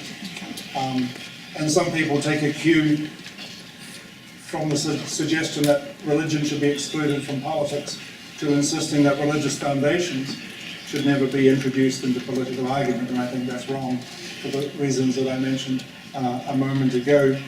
But I think the deeper we go into our values, the more uneasy we may be about those values being up for grabs in political discussion, but we have to get used to that. It's part of the point about the importance of disagreement that I mentioned a moment ago. So I would resist any idea that our foundational values, like human dignity, have to be excluded from discussion in the political system. I believe everything should be open for discussion in the political system. And that discussion should be responsible in relation to the function that these values play. That is, we should understand that when we are debating about human dignity, it's not a philosopher's game. It's not just something that we are having fun with. We are talking about something that lies deep at the foundation, so that the discussion and deliberation inside and outside the political system ought to be conducted with a certain seriousness. So there's a kind of an ethics of discussion. Can you just tell me whether there's part of this question that I've not understood? I don't know if it's going to be a question or a comment.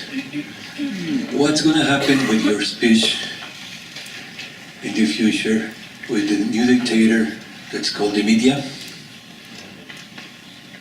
That's all. Right. So this question takes us back to the one that we began with, about possible threats to rule of law and possible threats to democracy and human rights from entities other than the state. And we are concerned about maybe the news media is having the prospect of forms of manipulation that I think are at odds with a rule of law society and at odds with the respect for human dignity that is involved there. So I think we have to keep a strong eye on the way in which the fabric of our ordinary communications. There's no getting away from the media, and it's very important equally, and I say this as an American, it's very important to protect the media also from the kind of attacks that we see on it by President Trump and his administration. So, I mean, media covers a variety of sins, and those sinners behave in a variety of ways. We need a mode of democracy, moreover, that is intensely focused on civil society, on informal discussions. Ideally, we want some sort of match-up between the formal discussions in Congress and the courts and the informal discussions in the streets and the forums, and that's going to include informal discussions in the media. And people can get a little bit apprehensive about that, that openness of formal institutionalized discussion to less formal, less institutionalized discussion in the media. I don't think that represents a media takeover. It means that we are housing and organizing our disagreements in new ways and relating those new ways to old ways of organizing disagreements. Thank you very much for your talk, Professor Waldron. I want to ask you, I would like you to expand a little bit on the administrative state, since you only said something in passing in the lecture. So let's suppose someone would say that in the administrative state, there is no such thing as rule by law, but there is only something like rule by legislative delegation to administrative agencies, which issues norms that are ultimately addressed to citizens.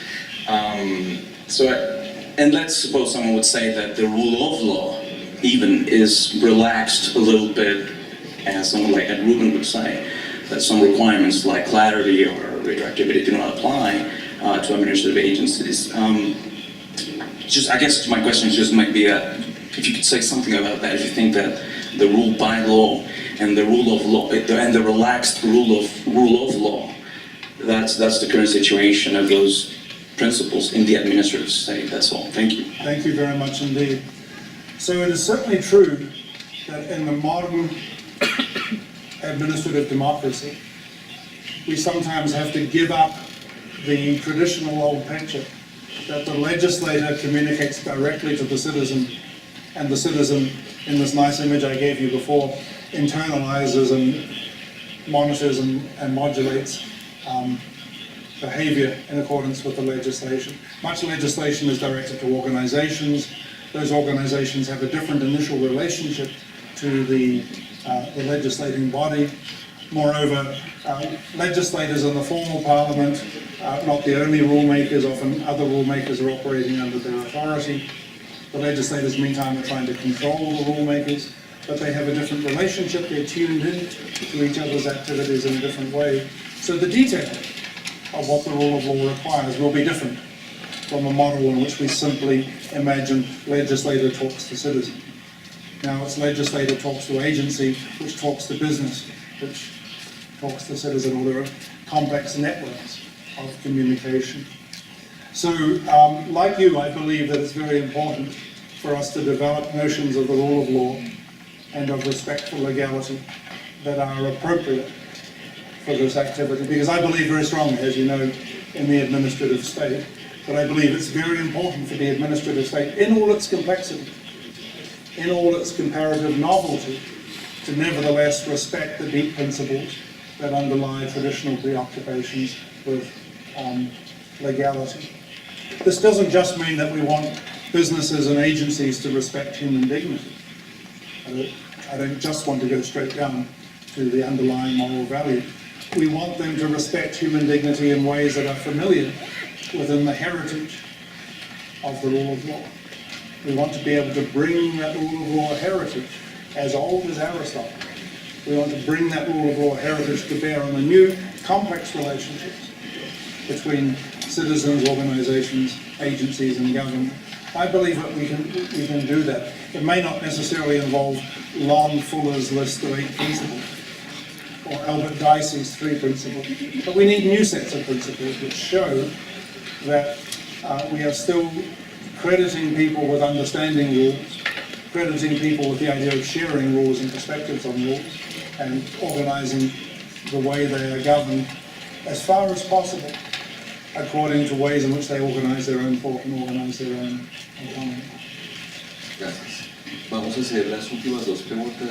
Ya había levantado una mano, que tenemos que terminar bien el modelo de Naciones Unidas y el populismo. Okay, thank you, Professor Waldron, for having you here again and your lecture again.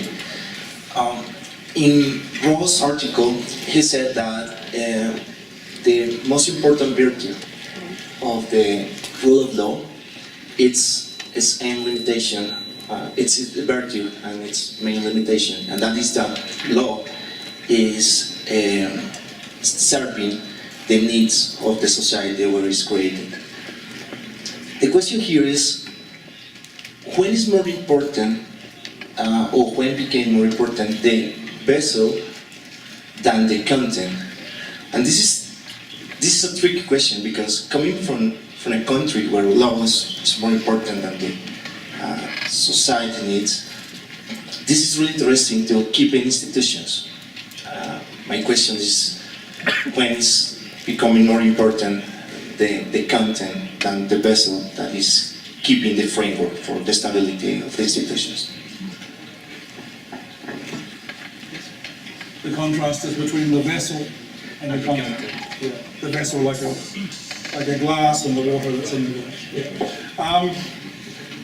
So you can imagine circumstances where someone will say that some agenda or project or need deserves to be pursued so urgently that we should be unconcerned about any damage that is done to the framework of law, or any damage that is done to the integrity of legal institutions or to the principles of legality. That would be like, we need to get water to somebody and we don't care if we crack the glass in the process. And I don't think anybody can rule that out. And sometimes this is what people have in mind when they say the rule of law has to respect the needs of emergencies, for example, where the content sometimes seems more important than the vessel. Others of us say, no, this is where the rule of law becomes most important. This is where we need the integrity of the vessel, partly because the current emergency will not be the only emergency that is faced. And the current need and the current urgent agenda will not be the only agenda that is faced. And we are imagining how a society will govern itself in circumstances of the rhythm of new needs and new urgencies. And we want a long-term framework for that governance that can accommodate not just today's urgent need, but the urgent needs of tomorrow and the urgent needs of 2050 and so on. So this goes back to the point I made about constitutions. We want constitutions to be sufficiently stable that they can govern the alternation between normal politics and emergency politics and so on. So I do see it in the end as a false dichotomy, but I can understand in any particular circumstance why it might seem compelling to somebody to break a little piece off the vessel, or chip it, or crack it a little bit for the sake of the urgency. F.A. Hayek, talking about the administration of wartime Britain in the 1940s, acknowledged that the country faced a fight for national survival and needed to order the lives of its people and conscript labor and govern the detailed conditions of life and food and consumption and everything, because otherwise it would fall under the dark fist of Nazi tyranny. That we must beware of hanging on to those same mechanisms in 1945 and 1946 and so on. One can have some skepticism about that example, but the example of the Second World War, I think, provides a reasonably clear illustration of how people may feel that sometimes the content matters more than the vessel. But the vessel is designed to make it possible to pursue different content over time. And if we break it now, we ought to have a responsible understanding of what damage we're doing to the future prospects of dealing with subsequent crises. Doctor, teniendo en cuenta la conferencia del día de ayer y la de hoy, decía que teniendo en cuenta la conferencia del día de ayer, usted explicaba que algunas veces el desarrollo democrático ha permitido que, por ejemplo, entidades como la Corte entre a considerar asuntos que, por no ser una entidad resultado de la elección popular, pues no tiene como esa atribución. Sin embargo, usted mismo reconocía que hay una especie de límite, y es lo que la mayoría electoral en algunos casos puede llegar a pronunciarse sobre algunos asuntos. Mi pregunta tiene que ver con el contraargumento de quienes defienden esa ilegitimidad de la mayoría, porque algunas veces se dice que los derechos de las minorías, digamos, tienen un valor suficiente para el desconocimiento del reconocimiento de la mayoría electoral. Y es algo que en Colombia se ha dado en algunas oportunidades, por ejemplo en el caso de un referendo, el mismo plebiscito. Entonces mi pregunta sería, ¿cómo hacer para no desconocer la legitimidad de una mayoría electoral sin desconocer o vulnerar el derecho de las minorías, que es como un fenómeno por el que Colombia ha atravesado en los últimos meses? Gracias.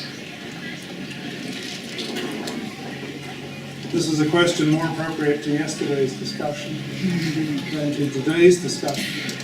And I'll say, in response partly what I said yesterday in our meeting of the Constitutional Court, that often in a society where there are distinct minorities, whether minorities of lifestyle or ethnicity, or minorities of different degrees of social vulnerability, in any society characterized by that sort of diversity, there is reasonable disagreement as to what accommodation should be made for minorities. We do not give minorities the authority to define their own rights. We don't give anybody the authority to define their own rights.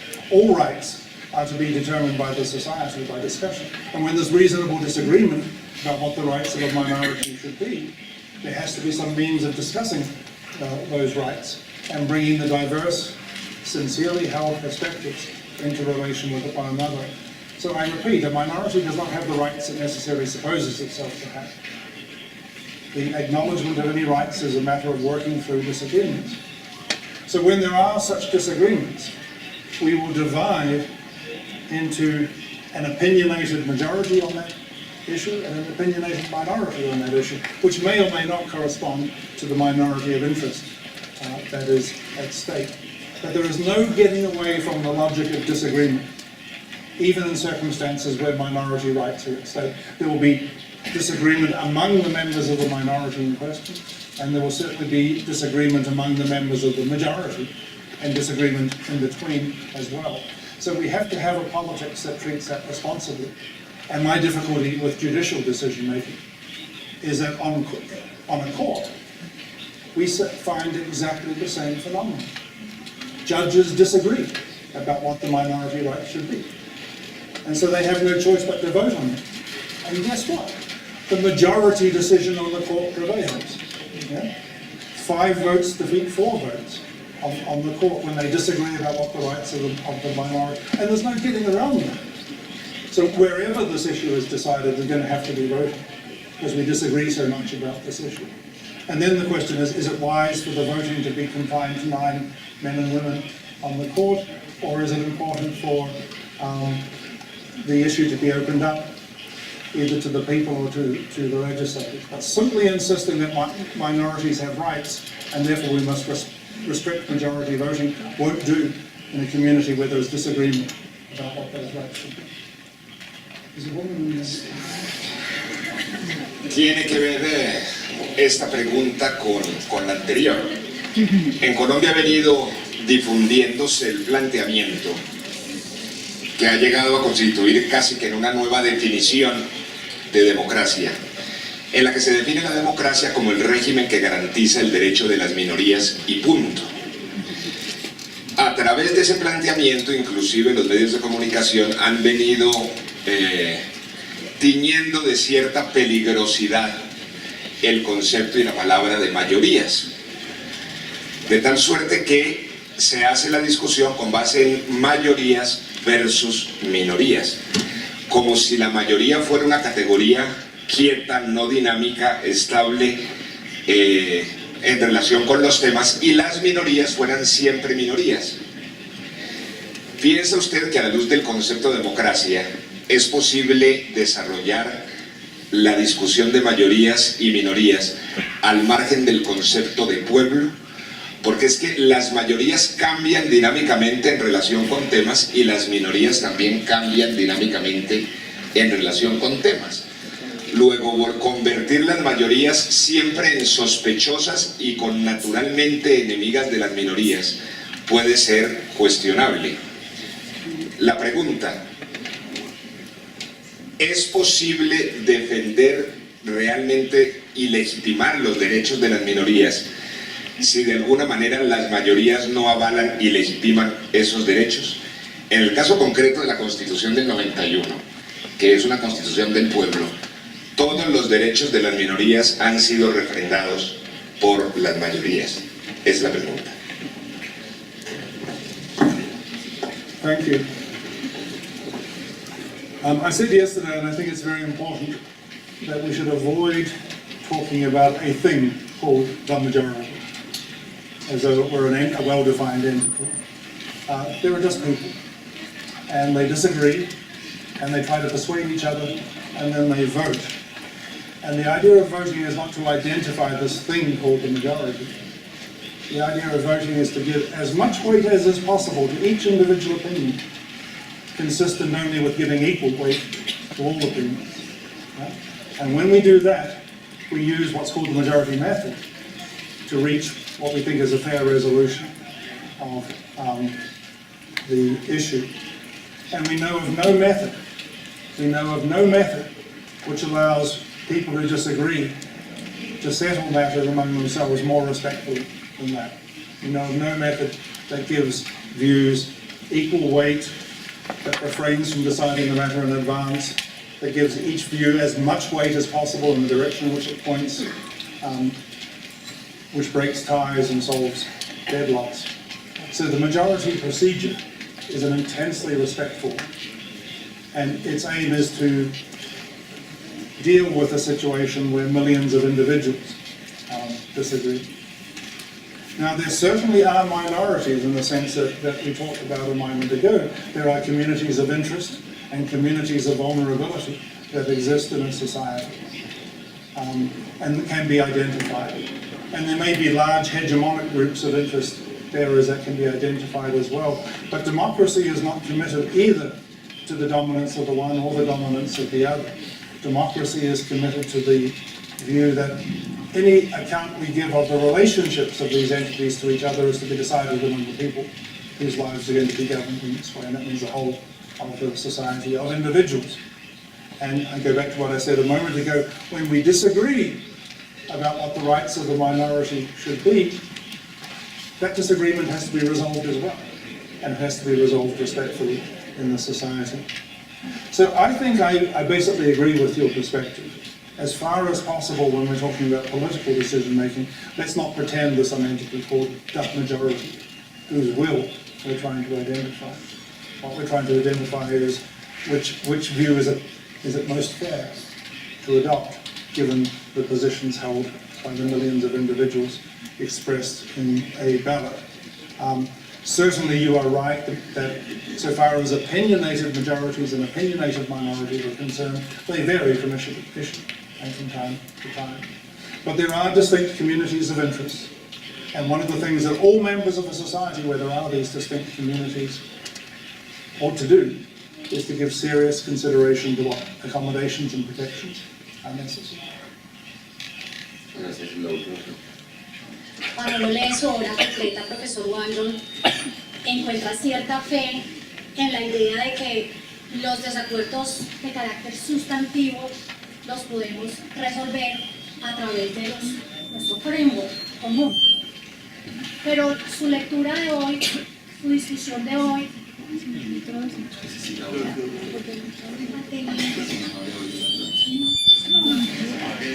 I will try to do it. But with lecture, in your lecture today,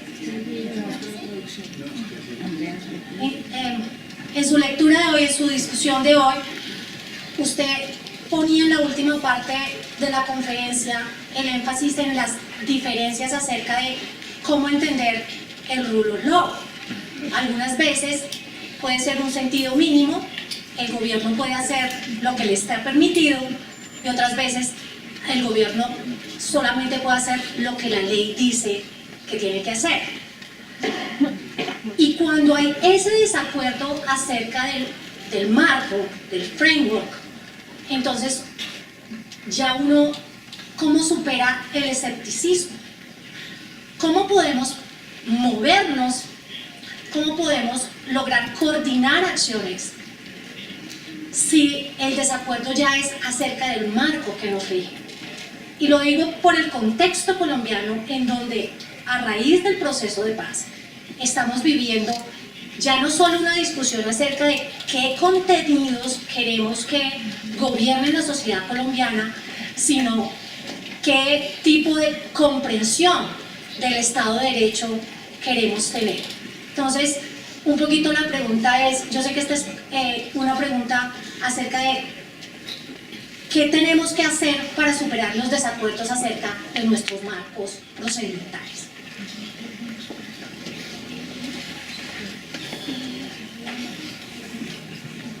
So there's probably no way of overcoming disagreement, either on matters of content or on matters of framework. The first point. We can make a difference to each other, we can argue and talk to each other, and islands of agreement may emerge from those deliberations.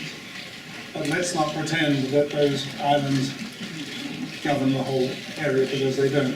We disagree about all the values that I've talked about. We disagree about the frameworks that should be put in place. We disagree about the principles, like the rule of law, which should govern those frameworks. That's the first thing. We disagree, but we can talk to each other. And one achievement that we have made is that we can disagree, but for the time being, settle some issues. We disagree in an election, but we settle for the next 4 years that it will be this president rather than that president.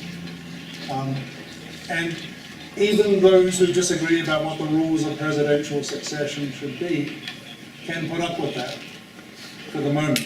They oppose it. They oppose the person, and maybe they oppose the voting system.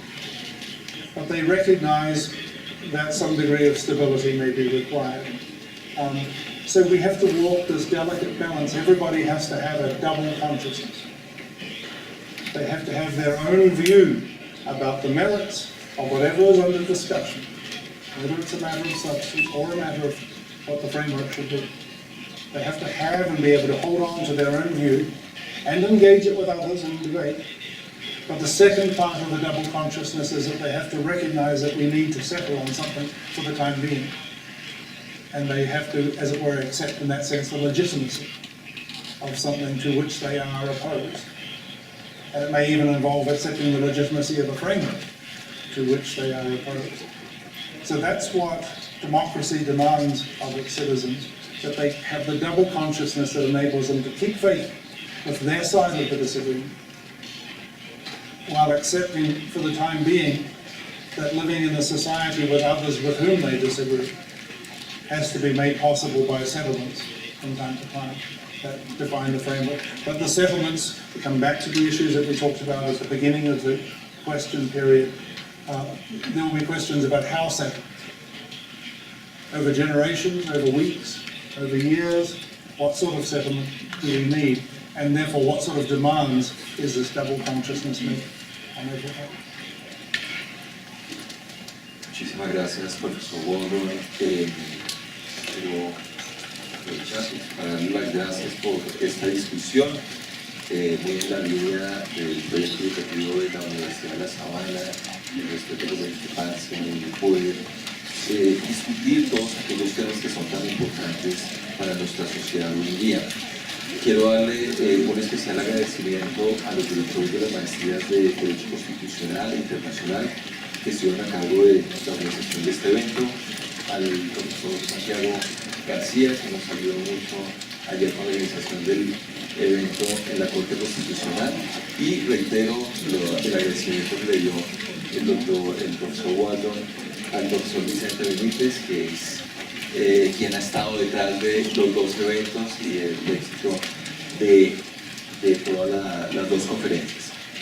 Ahora, entonces, los invito a que sigamos discutiendo, sigamos charlando sobre estos temas en la plazoleta central. Les recomiendo especialmente que puedan salir, sobre todo por estas dos puertas que tengo a mi izquierda. Ahí tendremos un café, un refrigerio para compartir con ustedes y con el profesor Waldron. Muchísimas gracias por